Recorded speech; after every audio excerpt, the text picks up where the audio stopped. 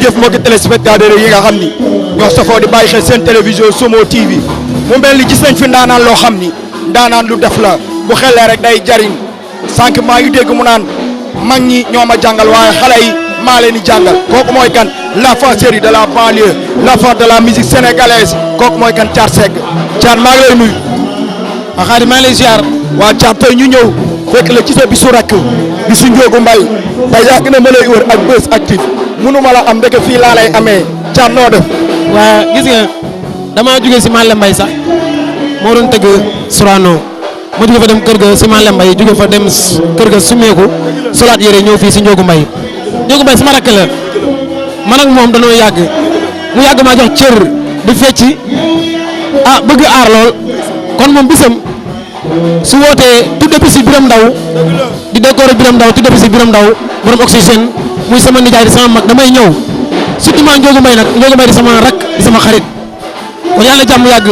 ndax kuy dem le dañ lay demal ku dul dem le kenn doo demal kon xaadim yàlla jàmm yàgg. waaye Thiat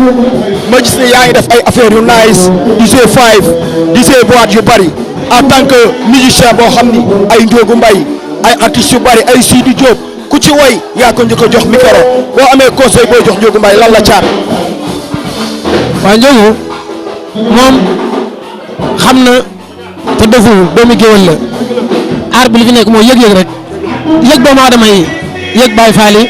wàcce sa bopp rek loolu rek moo fi jàllale artiste ndax ñu ngi ko yëg rek ñu yëg la boo yëgee rek am lu bëri Ndiogou li ma koy conseil rek na yëg doomu aadama yi rek comme fi mu jàpp bu mu ko bàyyi ku mu gis romb la nuyu la wàcce boppam oyof star amul taalibe moo am nañu doon taalibe rek man sama rakk yëpp la daan dee conseil barke sëñ Fall. léegi ku bëgg a fekk Thiat fan lay joué fan lay ñëw parce que xam nañ ne instant bi showbiz bi dégg nga ko sa loxo chaque jour Thiat mi ngi joué te nee naa la sànq ci sama biir wax bari na xale yoo xam ne ci yow lañ daan ku bëgg a seetaan si Thiat fan lay ñëw. waaw man koo bëgg a seetaan si maa ngi tous les dimanches maa ngi rafet tous les lundis maa ngi tropique tous les dimanches maa ngi rafet tous les lundis maa ngi tropique 5 dama faa demoon tëgg benn mercredi waaye baa ngi jàppale ma mu nice mercredi bi vendredi bi di ñëw maa ngi Saraba maa ngi woo ñëpp Saraba vendredi bi di ñëw da ngay ñëw invité naa la Bamba jeex nañu yow dañuy àndandoo dem rek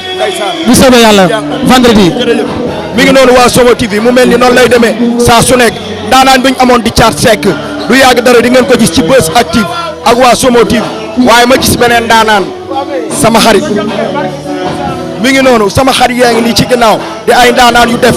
saa buñ teree dañu xale sama Simon maa ngi lay nuyu. waaw maa ngi lay fay maestro. sànq ñu dégg nga woy lu rëy woy ko ci maestro Biram Ndaw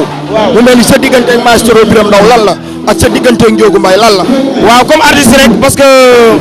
maestro Biram Ndaw dafa nekk koo xamante ni dafay jàppale seen talent yi di jàppale ñëpp te ñun artiste ñoo soxla ku ñu jàppale te moom loolu lay def Ndiogou Mbaye nag kenn du wax sama diggante ak moom man Sidika ndax yàlla def na ma tuddee ko doom kon sama diggante ak moom bu ma ko doon fii laay fanaan waaw tey. foo toll ci affaire yi fan nga toll ci musique bi ku la bëgg a seetaan si fan la lay fekk comme ni ma ko laajee Thiat. waa instant bi nag maa ngi Bulu Saxo le 10 février mooy samedi bi bis topp maa ngi Bulu Saxo tous les mercredis maa ngi Thiès actuellement. lan ngay woyal waa Somo TV télévision bu bees bi nga xam ne day bomb macha allah xew ci jamono ñoom ñooy Feeling Page loo leen di may lu bees Somo TV. waa Somo TV waaw ñoo bokk ndeg baay nanu booloo see Somo dama laa woolooy mag ñee koy jàngal waaye mooy jàngal ndaw ñi guy gu daar gaa ngi nii gone yi coow la ñuy jàngee yee waaw merci beaucoup jërëjëf kontaan naa jaajëf. kon puis seen loo jàmm ak salaam dégg nañ li artistes yi def seen diggante Ndiogou Mbaye mu mel ni kii mi ngi jël le 10 waaye na ko ñëpp waajal ak waa Somo TV dinaa naan lu def nee naa leen saabu xelee rek day jariñ kon lii lañ leen indiloon ak Ndiogou Mbaye puis seen loo jàmm ak salaam Somo TV mooy.